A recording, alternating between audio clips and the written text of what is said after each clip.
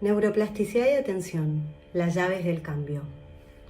En este mundo cambiante, incierto y desafiante, un poco nos invita a reflexionar acerca de cuáles son las habilidades o competencias que necesitamos desarrollar como seres humanos para poder adaptarnos a este contexto. Y también pensar entre todos cuáles de estas competencias vamos a tener que incluir en la educación. Ya hace un tiempo se vienen hablando de las habilidades y de las competencias socioemocionales. Muchas veces se han hablado de ellas como aquellas cualidades blandas del ser humano, pero hoy creo que debido a las circunstancias nos han demostrado que estas hoy son capacidades que tenemos que desarrollar y que creo que son capacidades de supervivencia. Así que creemos que es importante educar teniendo el cerebro en mente, entendiendo cómo funciona, familiarizándonos con cómo funcionan nuestras mentes y nuestros cerebros, no solamente para poder entendernos, sino también para poder desplegar la sabiduría y el coraje que se necesita para poder navegar esta experiencia que significa ser humanos. Así que si empezamos a hablar un poco de nuestro cerebro es un órgano social, complejo, cuya principal función es la de sobrevivir. Y esto es muy importante porque siempre nosotros vamos a tener una tendencia para afrontar todas nuestras experiencias en dirección con la supervivencia. Esto nos demos cuenta o no, frente a cada experiencia, nuestro cerebro está todo el tiempo decidiendo si esta experiencia le va a servir para sobrevivir o va en contra de su supervivencia. Y de acuerdo a ello, se acerca o se aleja. Y si hay algo que le sirve para sobrevivir, el cerebro guarda fuertemente esa estrategia y la va pasando en sus genes a las próximas generaciones. Entonces, si nos metemos cada vez más en detalle y vemos cómo percibimos la realidad o cómo construimos nosotros la realidad, lo que experimentamos a través de los sentidos rápidamente se organiza en percepciones que están en cierta forma condicionadas por el lenguaje, por la cultura y por nuestra propia historia personal. Entonces, lo que quiero decir con esto es que, en cierta forma, lo que percibimos siempre es una combinación entre lo que por un lado captamos por los sentidos y por el otro lado esperamos ver, condicionados por nuestras creencias y experiencias previas. Entonces lo que vemos realmente es una construcción entre lo que está ahí afuera y lo que nosotros proyectamos de nuestros condicionamientos. Entonces enseguida se me viene a la mente preguntarnos ¿de dónde salen esos condicionamientos, ¿no? Estas formas que tenemos nosotros de ver la realidad. Porque claramente frente a una situación determinada, cada persona ve esa situación de forma diferente. Entonces, si nos metemos a ver de dónde salen estos condicionamientos, estos modelos mentales que nosotros usamos para construir nuestra propia realidad, en gran parte, por un lado, tenemos que pensar en la genética, ¿no? Porque realmente nosotros heredamos un montón de vulnerabilidades, de formas de procesar los estímulos que tienen que ver con nuestros padres y nuestros antepasados. Y muchas veces decimos que esto es como si fuera una lotería, porque yo no elijo los padres que tuve, no elijo los antepasados que tuve. Entonces, de cierta forma, hay un montón de patrones que yo traigo que realmente no es mi culpa, pero están ahí influenciando la forma en la que yo percibo las cosas. Entonces esto siempre es muy importante tenerlo en cuenta. Pero por otro lado, también tenemos que pensar que no estamos sometidos a la genética, ¿no? No somos puramente genética, si no seríamos todos idénticos, sino que por otro lado, también estos condicionamientos o estos patrones mentales surgen a través de las experiencias y a medida que vamos experimentando en la vida. Entonces estos condicionamientos, en cierta forma, y nuestra forma de percibir el mundo, que tiene que ver mucho con nuestra personalidad, son una combinación de lo que traemos genéticamente y lo que vamos experimentando en la vida. ¿Sí? En cierta forma, una suerte de temperamento y carácter, y que realmente nos hacen únicos e irrepetibles, hacen esta esta versión que somos hoy en día y que realmente es una posible versión, porque si yo hubiera nacido en otro lugar, hubiera tenido otra educación, hubiera tenido otras experiencias, claramente hoy sería otra versión de mí misma. Entonces, en otras palabras, no elegimos las disposiciones o los modelos mentales que tenemos, sino que realmente esto no es nuestra culpa, ¿sí? Entonces, al no elegirlas, es importante empezar a familiarizarnos con estos condicionamientos para poder luego tener la libertad de poder elegir y ver cuál sí elijo darle fuerza y cómo me voy a relacionar con estos condicionamientos. Entonces, cultivar distintas versiones o las partes nuestras que realmente apunten a nuestro propio bienestar y el bien común resulta importante. Entonces, día a día realmente nosotros nos vemos enfrentados a situaciones desafiantes y estresantes, y el estrés claramente no es malo en sí mismo, al contrario, muchas veces nos ayuda a enfrentar las situaciones que tenemos que afrontar, pero el tema es muchas veces cuando quedamos enganchados en esa respuesta perpetuando una y otra vez este estrés. Entonces la pregunta es, ¿qué tan resilientes somos? Y la resiliencia es esa rapidez que tenemos, ¿no? La velocidad con la que nos podemos recuperar de ese evento estresante. Y la resiliencia puede cultivarse, el bienestar, otras versiones mías que tengan más que ver con el bien común, ¿pueden cultivarse? Y la respuesta es que sí, que la verdad que lo que las neurociencias nos han aportado en este último tiempo es muy importante y hoy sabemos que podemos activar determinados recursos que traemos internos para poder afrontar estos desafíos y poder recuperarnos más rápidamente. Entonces, en gran parte, dentro de lo que venimos diciendo de los aportes que nos traen las neurociencias, el de la neuroplasticidad es el que nos habla de la posibilidad del cambio. ¿Pero qué es la neuroplasticidad? Bueno, la neuroplasticidad es la capacidad que tiene el cerebro de cambiar, ¿sí? De modelarse o de cambiar frente a las experiencias, ¿no? Y el cerebro cambia inicialmente funcionalmente, es decir, que cambia en las funciones y luego puede cambiar también estructuralmente. Y esto es muy importante, ¿no? Porque esto quiere decir que a través de las experiencias que nosotros nos propiciamos o nos suceden, tenemos la capacidad de generar nuevas conexiones, porque cuando decimos que el cerebro cambia estructuralmente, lo que estamos diciendo es que el cerebro genera nuevas conexiones. Y estas experiencias que al ser en forma repetitiva son las que producen estos cambios, pueden ser algo externo que sucede allá afuera, pero también pueden ser experiencias internas, como por ejemplo las preocupaciones. Entonces, si pensamos, volvemos de vuelta al cerebro, las células del cerebro son las neuronas, las llamamos muchas veces neuronas, hay otro tipo de células, pero bueno, son las neuronas en general, y las neuronas se comunican entre ellas haciendo conexiones. Y estas conexiones son las que luego permiten nuestros movimientos, que ocurran los pensamientos, que ocurran las emociones, y estas conexiones lo que hacen es generar pequeñas huellas que al tener experiencias repetidas, es decir, por ejemplo, respuestas emocionales repetidas, pensamientos repetidos o cosas que hacemos en forma repetida, lo que hacen sobre esas huellas es ir trazándolas una y otra vez. Es decir, cada vez que repetimos la experiencia, lo que hacemos es marcar aún más esa huella o ese camino. Es como si fuera un camino de barro que si ustedes van caminando y caminando y caminando, lo van marcando cada vez más, lo vamos acentuando cada vez más. Entonces, con las experiencias repetidas, para acentuar esa huella de conexiones, lo que sucede a nuestro cerebro es que hay un aumento en el número de las conexiones, que lo llamamos sinaptogénesis, hay un aumento de mielina, que es en cierta forma una sustancia aislante que recubre los nervios que hace que la velocidad vaya más rápido, es decir, hay un aumento de esta sustancia.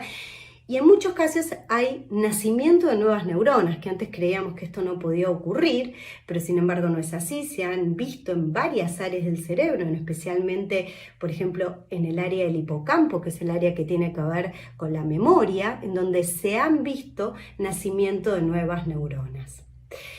Entonces, todo esto ocurre cuando nosotros tenemos experiencias repetidas. Lo que se generan son un aumento, es decir, un aumento en el tamaño del circuito, y cuando el circuito se hace más grande, la huella neural se hace más profunda, la posibilidad de encendido es mayor y yo tiendo a usar ese circuito para predecir lo que yo voy a ver en mi mundo, ¿no? Porque estos modelos mentales son los que yo voy a usar para, en cierta forma, construir mi propia realidad.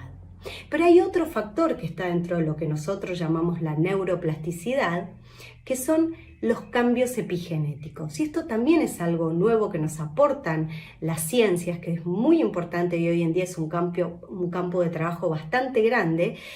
Y los cambios epigenéticos se refieren a aquellos cambios que ocurren en la regulación de la expresión de nuestros genes. Es decir, que las experiencias también cambian la forma en la que los genes que están en nuestro ADN y que son los encargados de producir las proteínas que hacen a la estructura de nuestro cerebro, cambian, ¿sí? Es decir, podemos subirle el volumen a los genes o bajarle el volumen. Por ejemplo, yo puedo traer la vulnerabilidad para desarrollar alguna condición, como puede ser, por ejemplo, la ansiedad, porque mis padres eran ansiosos, mis abuelos eran ansiosos, yo puedo tener la vulnerabilidad de desarrollar ansiedad, pero si yo estoy en un contexto que me provee la suficiente seguridad y la suficiente calma, y yo empiezo a hacer prácticas que tienen que ver también con desarrollar seguridad y calma, tal vez puedo cambiar esa vulnerabilidad de desarrollar ansiedad. Eso no quiere decir que yo quede libre de la ansiedad para toda mi vida, sino que de acuerdo a los contextos en los que yo me vaya moviendo, voy a ir aumentando o bajándole el volumen a la expresión de ese gen. No es que se muta, que cambia, sino que la experiencia me puede cambiar la expresión. Y eso es algo muy importante, porque cuando nosotros logramos cambiar la expresión de los genes, eso pasa a las gametas de las personas y se las pueden pasar intergeneracionalmente a sus hijos hasta 2 y 3 generaciones. Con lo cual esto es muy importante. Así que todo lo que hacemos con la mente y con nuestra atención y con lo que experimentamos puede cambiar la estructura de nuestro cerebro. Es decir, podemos decir que donde va nuestra atención en forma repetida, es decir, todo lo que pensamos, todo lo que decimos, todo lo que hacemos, todo lo que experimentamos una y otra vez, hace que las neuronas descarguen juntas, y las neuronas descargando juntas harán que se generen más conexiones.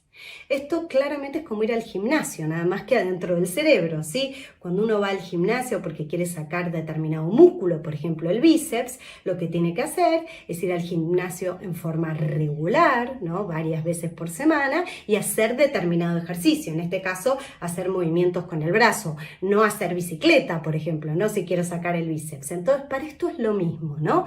Necesitamos cierta regularidad en las experiencias que queremos propiciar que queremos propiciar, es decir, para obtener determinadas cualidades virtuosas, debemos obtener esas experiencias, repetirlas, generar un hábito, para luego producir los cambios que queremos generar, ¿no? Es igual que ir al gimnasio, ¿no? Entonces voy al gimnasio, hago el ejercicio, y hago determinado ejercicio, porque no es lo mismo, ¿no? Si yo quiero cultivar la gratitud, voy a tener que hacer ejercicios que tengan que ver con la gratitud. Lo mismo, si yo quiero sacar el bíceps, no voy a hacer bicicleta. Entonces es importante el tipo de ejercicio que yo haga y la regularidad con la que yo lo haga.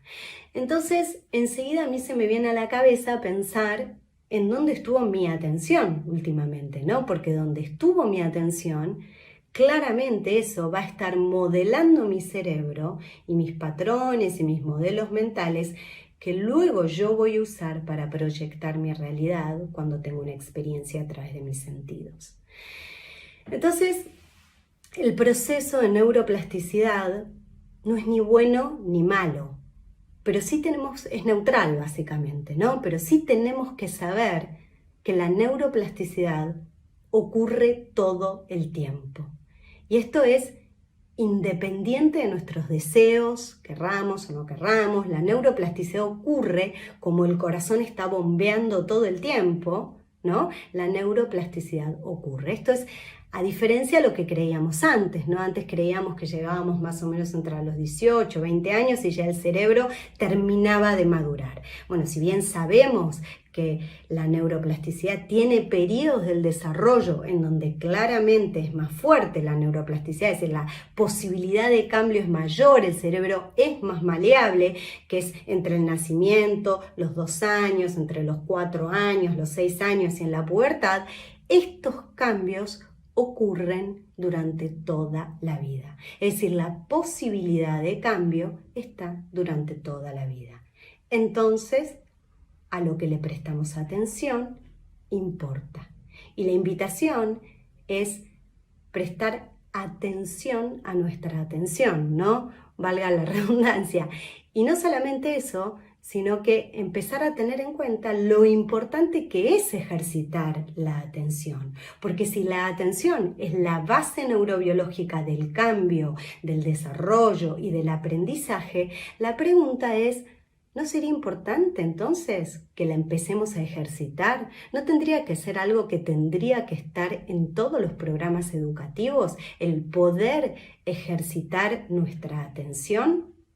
Para que luego esa atención pueda ir con la intención, es decir, con mi propia intención, ¿no? Con lo que yo quiero cultivar. De hecho, lo que sabemos es que nuestro cerebro, cuando nacemos con un montón de conexiones, más de las que necesitamos, ¿no? Y que realmente nuestro cerebro se va esculpiendo a través de las experiencias que vamos teniendo, creando nuevas conexiones o ejercitando las que ya teníamos, ¿sí? Así que entendemos o sabemos que el bienestar y el bien común realmente son una habilidad y que podemos cultivarlo con presencia, con hábito y cultivando y ejercitando nuestra atención para que nuestra atención vaya con nuestra intención y no ande por cualquier lado y vaya siendo tomada por cualquier estímulo. Y esto es básicamente como la lectoescritura, ¿no? Nosotros nacemos con la capacidad de poder leer y escribir, pero si nadie nos enseña, si nosotros no prestamos atención a la experiencia de la lectoescritura, no lo vamos a aprender. Entonces nosotros nacemos con un montón de potencialidades, entre ellas muchas de las cuales son actitudes prosociales, que si no las cultivamos intencionalmente, como la gratitud, la empatía y la compasión, claramente tal vez nos es un poco más difícil de desarrollar. Entonces, apuntar a entrenar la atención para luego intencionarme a desarrollar estas cualidades, sabemos que son importantes para no solamente el bienestar propio, sino para el bienestar de todos. Entonces, realmente la neuroplasticidad tiene poderosas implicancias, ¿sí? Que pueden ser muy beneficiosas para nuestra vida. Entonces, cada experiencia repetitiva que tenemos, sepamos que eso está produciendo cambios en nuestro cerebro y en la forma en la que funcionan nuestra mente y nuestro cuerpo. Si conocemos cómo funciona la neuroplasticidad, podemos usarla a nuestro favor y, como dijimos, podemos propiciar el bien común, podemos propiciarnos resiliencia, podemos propiciarnos bienestar y podemos empezar a intencionarnos a cultivar cualidades prosociales, como dijimos, como la empatía, la gratitud y la compasión, todas cualidades que claramente vamos a necesitar en esta era.